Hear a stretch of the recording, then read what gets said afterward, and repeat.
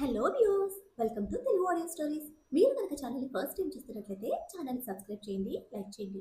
అలానే ఈ స్టోరీపై విలువైన ఒపీనియన్ని కామెంట్ రూపంలో తెలియజేయండి. ఇక కథలోకి వెళ్దామా? వీడియో చూస్తున్నందరూ కింద కనిపిస్తున్న హైప్ ఆప్షన్ యొక్క వీడియోని ఎంకరేజ్ చేయండి. ఫ్రెష్ అయ్యి వేద్ ఆఫీస్కి స్టార్ట్ అయ్యి వెళ్తే అత్తగారు పంపిన రెసిపీ స్క్రీన్ మీద పెట్టుకొని కుకింగ్ స్టార్ట్ చేసింది నేహ. ప్రెజెంట్ అయితే వాళ్ళిద్దరి ఏకాంతానికి డిస్టర్బెన్స్ ఉండకూడదని ఇంకా వేద్ కోసం తనే స్వయంగా నేర్చుకోవాలనే ఇష్టంతో మెయిడ్ని ప్రిఫర్ చేయడం లేదు నేహ. ఇద్దరి కోసం అత్తగారు రాసి పంపిన రెసిపీతో కుస్తీలు పడుతూ ఉప్పు ఉప్పు కారాలు కొలిచి పక్కన పెట్టుకున్న నేహ ఫోన్ రింగ్ అవ్వడమే చేతిలో స్పూన్ వదిలేసింది బెదురుగా.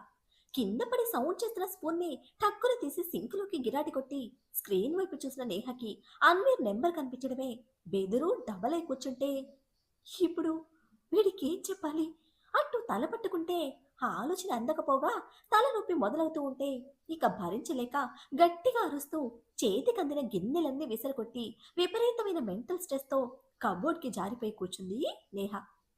ప్రమోద్ గారి ఫోన్ బిజీ వస్తూ ఉంటే కట్ చేసి తల్లి వసుతకు చేసిన ఐరా అక్కడ విషయాలు, మయూరి ప్యాలెస్, ఇలా అన్ని విషయాల గురించి చెప్తూ రాధాకృష్ణుల రూపం చాలా మనోహరంగా ఉంది మా అంటూ లీనమై ట్రాన్స్లో ఉన్న దానిలో చెప్తూ ఉంటే కొత్తగా ఏంటి రాధాకృష్ణుల మీద పెట్టావు నీ ధ్యాస? నేను పూజ చేస్తుంటేనే వెక్కిరించేదానివి అంటూ విస్మయంగా అడిగారు వస్తా. నేను పూజ చేయటానికి ఫోటోలు తీయలేదు మా. ఆ ఫోజ్ చాలా బాగుంది, చాలా రొమాంటిక్గా. ఆ దాన్ని ఏమంటారు అంటూ అడుగుతున్న పాప క్యూరియాసిటీకి అది రాధాకృష్ణుల నృత్య రూపకం. రాసలీల, మహారాస అంటూ ఒక్కో చోట ఒక్కో పేరుతో పిలుస్తారు. అత్యున్నత ప్రణయ దివ్య రూపకం, ప్రేమకు మరో రూపం ఆ రాధాకృష్ణులు అని అద్వైత భావంతో ఒకలాంటి ట్రాన్స్లో చెప్పారు వసుధ. కాసేపు కబుర్లలో సాగుతూ ఉంటే సోఫాలో పడుకుని వింటున్న డాక్టర్ పాప నిమిషానికి ఒకసారి డోర్ వైపే చూస్తోంది బాబు కోసం. డోర్ లాక్ చేసి ఉండడంతో మా నోడు బయటికి కనపట్టలేదు, సౌండ్ వినపట్టలేదు.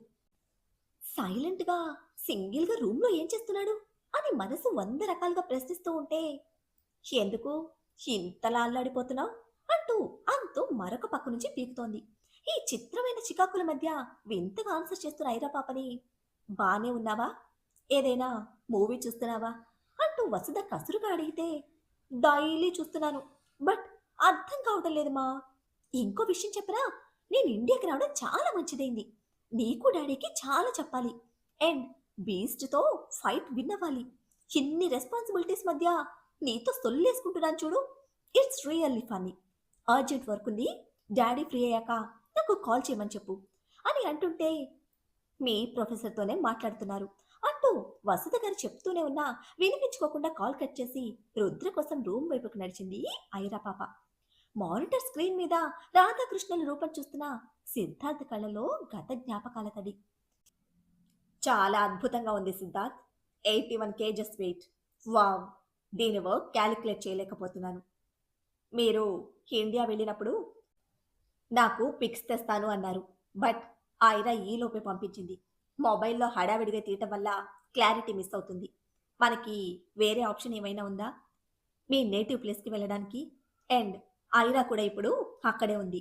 ఐ మీన్, నేను మనిషిని అరేంజ్ చేస్తాను, వాళ్ళు పర్మిషన్ ఇస్తారా అంటూ తనదైన ఉత్సుకతతో ప్రమోద్ అడుగుతూ ఉంటే నో మిస్టర్ ప్రమోద్, అది అసాధ్యం. ఇది రాథోడ్ ఫ్యామిలీది. వాళ్ళకి ఒక చెడ్డ అలవాటుంది. ఏదైనా కావాలి అనుకుంటే ప్రాణం పోయే వరకు అది వాళ్ళ గుప్పెట్లోనే దాచుకుంటారు. మేబీ వాళ్ళకు తెలియకుండా ఫొటోస్ తీసుంటుంది. దీనిని ఒక స్పెషల్ కేజ్లో వాళ్ళు లాక్ చేశారు. రాథోడ్ ఫ్యామిలీ కుటుంబ వారసత్వానికి ఇచ్చే విలువ మనిషి ప్రాణానికి కూడా ఇవ్వరు. కావాలి అనుకుంటే హారి చేతిలో దాచుకున్నట్టే వాళ్ళ ఆహాన్ని దాటి వెళ్ళినా శత్రుత్వం పెంచుకున్నా రెండో చేతికి తెలియనంత తేలికగా మట్టిలో మనుషుల్ని కూడా దాచేస్తారు. ఇది వాళ్ళ వారసత్వం, అత్యంత విలువైనది. ట్రై చేయొద్దు. అండ్ ఇంకో ముఖ్యమైన విషయం, ఎవ్వరికీ షేర్ చేయొద్దు అంటూ సున్నితంగా చెప్పిన సిద్ధార్థ్ గొంతులో ఒక హెచ్చరిక ధ్వనిస్తూ ఉంటే దీని మీద మీ సైన్ ఉంది మిస్టర్ సిద్ధార్థ్, మీరు స్టెప్ తీసుకున్నా మనకి అవకాశం ఇవ్వరా అంటూ చివరి ఆశగా అడిగారు ప్రమోద్. అత్యంత ఖరీదైనవి, కాలాతీతమైనవి తయారు చేసేటప్పుడు, అమ్మేటప్పుడు అది మా నుంచి జరిగిందని తెలియడానికి ఆ సైన్ కేవలం వ్యాపారం వరకే పరిమితం. మా నాన్నగారితోనే అదంతా ముగిసిపోయింది. ఆ శిల్పానికి ప్రాణం పోయడానికి మేము శ్రద్ధ తీసుకుంటాము. కొనుక్కునేవారు ఖర్చు పెడతారు. వాళ్ళ అభిరుచికి మేం విలువ కడతాం. అంతకు మించి ఎటువంటి సంబంధాలు లేవు అంటూ సిద్ధార్థ్ తేల్చి చెప్పేస్తే మీ సైన్ చూశాక అవుతుంది అని ఒక స్ట్రాంగ్ ఫీల్‌లో ఉన్నాను. But it's okay. ఇంక దాని గురించి ఆలోచించను. అండ్ ఒక చిన్న క్లారిఫికేషన్. ఇటువంటి శిలా సంపద ఇప్పుడు ఎక్కడైనా దొరికే అవకాశం ఉందా? అంటూ అడిగితే తమిళనాడులో కొంత అవకాశం ఉంది. ప్రత్యేకించి నాకు ఎటువంటి కాంటాక్ట్స్ లేవు. నాన్నగారితోనే ఆ సంబంధాలన్నీ నన్ను విడిచిపోయాయి. ఇప్పుడు అంత కళా నైపుణ్యం తెలిసిన శిల్పులు కూడా ఎవ్వరూ లేరు. అంటూ సింపుల్‌గా క్లారిఫికేషన్ ఇచ్చారు సిద్ధార్థ్. ప్రమోద్ గార్డెన్‌లో నడుస్తూ మాట్లాడుతూ ఉంటే, "మీకు టైం అవుతోంది" అని గుర్తు చేస్తూ వసుధ గారు రావడంతో, "వస్తున్నాను" అంటూ సిద్ధార్థ్‌కి బాయ్ చెప్పి కాల్ కట్ చేసిన ప్రమోద్ కూతురి కోసం అడిగితే, "మీరు ఫ్రీ అయ్యాక ఫోన్ చేయండి. ఖచ్చితంగా ఏదో పిచ్చి పనిలో బిజీగా ఉంది" అంటూ తనకనిపించింది చెప్పారు వసుధ. "అవునా? ఏ పిచ్చి పని చేయొద్దని గట్టిగా చెప్తాను. బట్ ఒక్కటే ప్రాబ్లమ్. స్టార్ట్ చేసేది పిచ్చి పనే కానీ అది పూర్తయ్యేది మాత్రం ఎటువంటి మార్వెలస్ రిజల్ట్‌తో" అంటూ ఫోన్‌లోని రాధాకృష్ణుల మూర్తి వసుధ గారికి చూపిస్తూ చెప్తూ ఉంటే, కూతురు రాజస్థాన్‌లో ఉందన్న ఆలోచన దగ్గరే భయపడుతున్న వసుధ గారి మొహంలో చిన్నపాటి భయం తొంగి చూసింది. "ఇంకా నమ్మకం కుదరటం లేదా నీకు?" అని అనునయంగా ప్రశ్నిస్తూ భార్య భుజం చుట్టి దగ్గరికి తీసుకుని లోపలికి నడుస్తున్నారు ప్రమోద్. హైరా చుట్టూ ఉన్న సెక్యూరిటీ మీద నాకు నమ్మకం ఉన్నా, బట్ నా వాళ్ళ మూర్ఖత్వం నన్ను భయపెడుతోంది ప్రమోద్. మీకు తెలుసు కదా! వాళ్ళనుకున్నది చేయడానికి ఎంతకైనా తెగిస్తారు. ఇంకా మైత్రి. మైత్రి కూడా ఇప్పుడు ఆ ఇంటి గడప దాటి బయటకొచ్చింది. ఇంత జరిగినా ఒక్క మాట కూడా చెప్పలేదు మీ కూతురు. మీరేమో నన్నడగొద్దు అన్నారు. అది ఆడుతూ పాడుతూ హ్యాపీగా ట్రిప్ ఎంజాయ్ చేస్తూ అదే మనకి చూపిస్తుంది. ఐరా తిరిగి ఇక్కడికొచ్చే వరకు నా భయం నన్ను వదలదు ప్రమోద్ అంటూ తన మనసులో ఉన్న భయాన్ని స్పష్టంగా చెప్పారు వసుధ. అయితే ఎలా చేస్తే ఎలా ఉంటుందో చెప్పు అంటూ వసుధ గారిని తన వైపుకు తిప్పుకొని ఎంటైర్ స్టోరీని నీకు చెప్పమని నేను ఐరా మీద కోప్పడతాను. ఆ తర్వాత నీ భయం కొంతగా తగ్గుతుందేమో అంటూ కవ్వింపుగా అడుగుతూ ఉంటే కోపంగా చూశారు వసుధ. నీలో ఈ భయం ఐరాకి ఇష్టం ఉండదు. అందుకే కలర్‌ఫుల్ ఇండియాని, తన కలర్‌ఫుల్ డేస్‌ని మాత్రమే నీకు షేర్ చేస్తుంది అంటూ చెప్పి ఏదో గుర్తుకొచ్చిన వారిలా వెంటనే అండ్ డాడీ నుంచి దూరం వెళ్ళాక డిసిప్లిన్ కూడా తగ్గింది. అది కూడా ఒకసారి గుర్తు చేస్తాను అంటుంటే, నా అన్న కూతుర్ను నేను గుర్తుపట్టలేనా? అన్న పోలికలు దానిలో స్పష్టంగా కనిపిస్తున్నాయి. నవ్వుతూ గలగల ఎంత చక్కగా మాట్లాడుతుంది. ఆ ఇంట్లో ఉంటే ఈ నవ్వులు ఇంపాసిబుల్ ప్రమోద్ అన్నారు కోపాన్ని భయాన్ని మిక్స్ చేసిన ఉద్వేగంతో. నీ ప్రేమకు తెలిసిపోయిందనే కదా చేతన్ నుంచి అన్నీ అడిగి తెలుసుకున్నాను. రైట్ నౌ నువ్వు పర్మిషన్ ఇస్తే నీ కూతురికి నేను వార్నింగ్ ఇస్తాను అంటూ డ్రామాటిక్గా టీజ్ చేస్తూ, చెప్పు, ఈ డాడీని డాటర్కి వార్నింగ్ ఇవ్వమంటావా అంటూ అడుగుతూ ఉంటే సన్నటి నవ్వు కలిసిన ఇబ్బందితో ఆయన గుండెల మీద వాలి, మీ పర్ఫార్మెన్స్తో ఆయిరాన్ని భయపెట్టాల్సిన అవసరం లేదు. ఉండనివ్వండి. ఎన్ని రోజులు నా దగ్గర నిజాలు దాచుంచుతుందో ఉండనివ్వండి. చెప్పాలి అనిపించినప్పుడు అదే చెప్తుంది అంటూ భర్తను వదిలి తడి చేరిన కళ్ళను గట్టిగా అదిమిపెట్టి తుడుచుకొని, మీ ఇద్దరి మధ్య నడుస్తున్న ఆ బీస్ట్ స్టోరీ గురించి మాత్రం నాకు క్లారిటీ ఇవ్వాలి అన్నారు స్థిరంగా.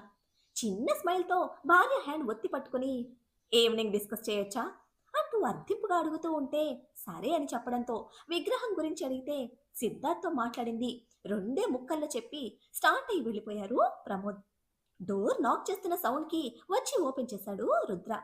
మనోడు నడుము వరకు టవల్ కట్టుకొని ఉంటే టవల్ మీద ఉన్న మజిల్ బాడీని చూస్తూ కళ్ళు చిట్లించింది ఐరా బేబీ. ఇంట్లో ఉన్నది ఐరా మాత్రమే అని తెలుసుగా, అందుకే అంత డేర్గా డోర్ ఓపెన్ చేసి ఫోన్ కోసం హ్యాండ్ ముందుకు చాస్తే, సెన్స్‌తో ఫోన్ ఇచ్చేసి రిటర్న్ అవ్వచ్చుగా, ఎక్స్‌పోజ్ చేయడం ఇష్టమా అంటూ చిట్లించిన కళ్ళతో చికాకుగా అడిగింది ఐరా. పలకల దేహంతో టూ మచ్ హాట్‌గా ఉన్నాడు మనోడు. బాత్ కోసం భుజాల వరకే ఉండే జుట్టుకి పైకి బిగించి పిలక పెట్టాడేమో ఆ యాంగిల్లో ఫస్ట్ టైం చూస్తున్న ఐరా పాప చికాకులో కూడా స్ట్రేంజ్ అబ్జర్వేషన్ ఉంటే అమ్మలు మొహంలోని చికాకుకి వంకరగా పెదవులు సాగదీస్తూ రుద్ర చేతులు వెనక్కి తీసుకుని ఆ అమ్మాయిల కోసం ఎక్స్పోజ్ చేసే అలవాటు నాకు లేదు.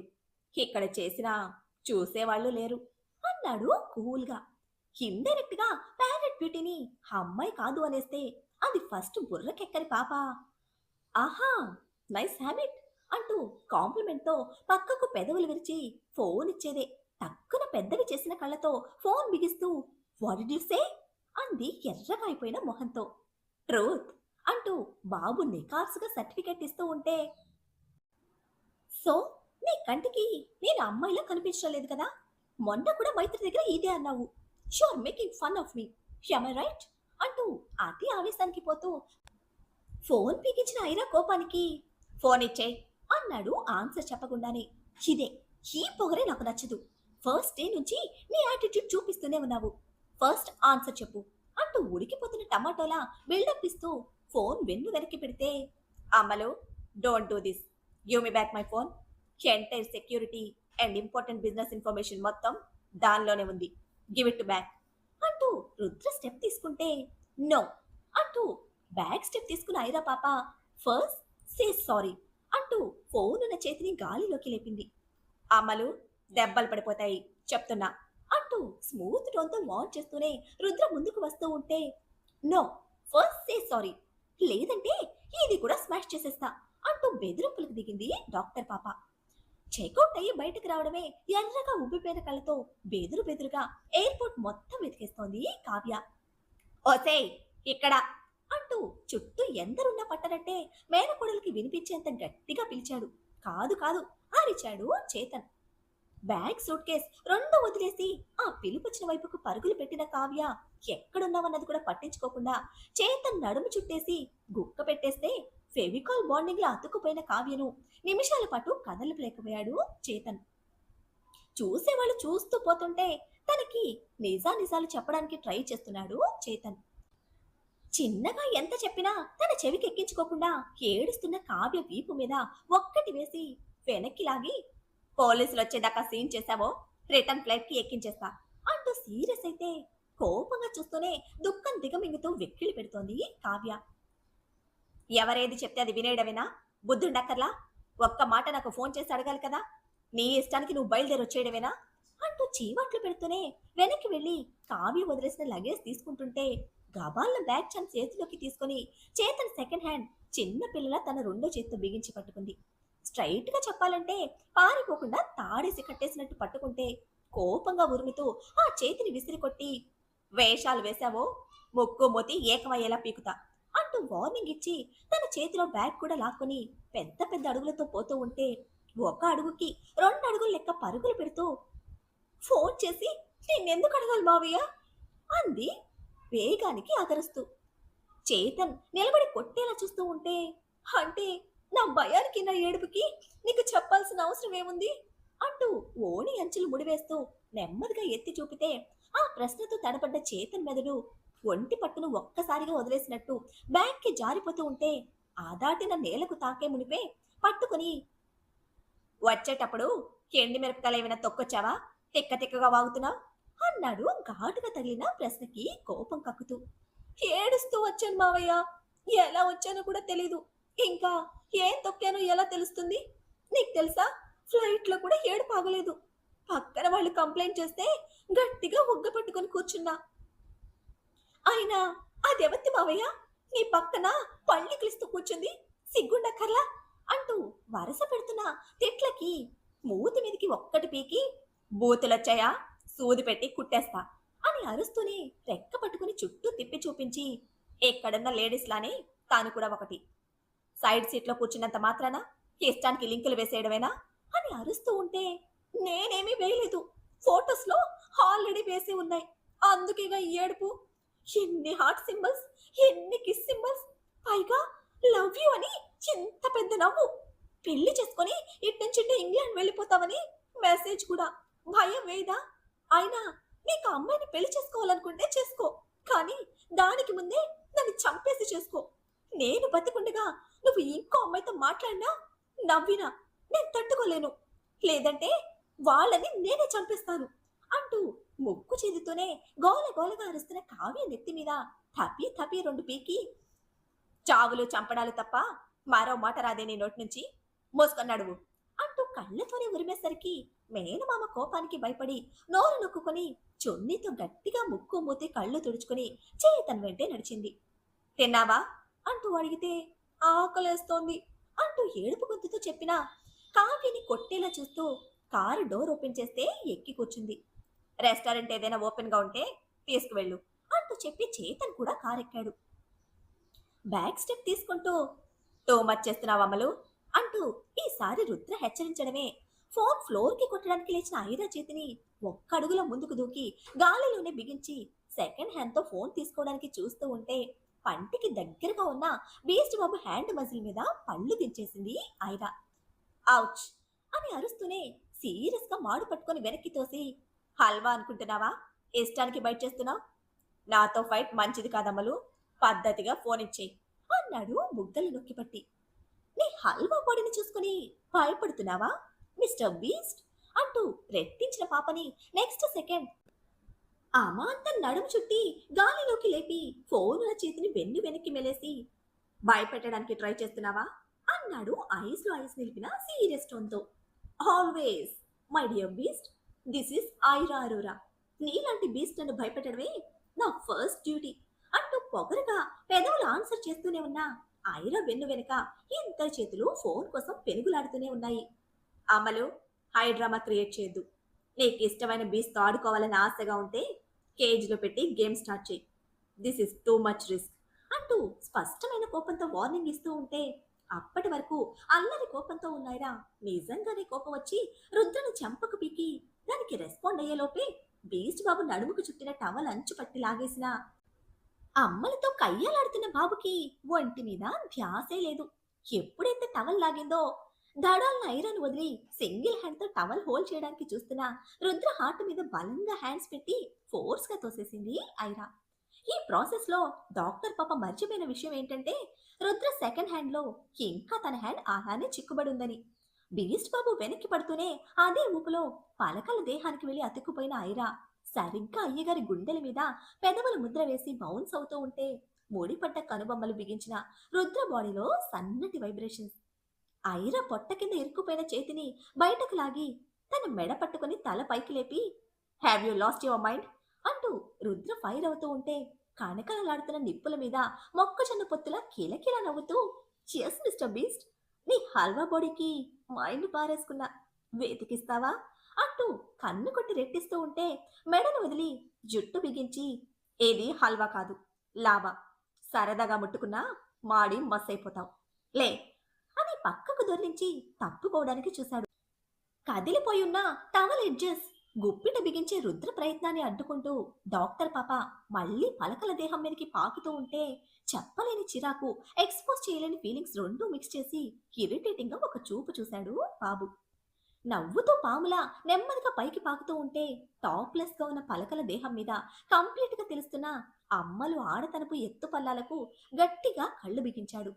ఇష్టం, ప్రేమ, కోరిక మూడు కలిసిన ముచ్చటైన క్షణంలో దేహాల మధ్య దాపరికం ఉండదు, గిరిగీసుకునే హద్దులు ఉండవని చెప్పకనే చెప్తోంది. ఏ హద్దు చెరిపేయడానికి ఆయన ఎంత చొరవ తీసుకుంటుందో కానీ బీస్ట్ బాబు మాత్రం తనలోని ప్రేమ ఫీలింగ్స్ తో కలిసి ఐరాని చుట్టేయమంటున్న కోరికను అతి కష్టంగా అణిచిపెడుతున్నాడు. మరి అసలే రొమాంటిక్ బీస్ట్ అయిన బాబుని ఈ రొమాంటిక్ వేషాలతో డాక్టర్ పాప ఎందుకు ప్రవోక్ చేస్తున్నట్టు?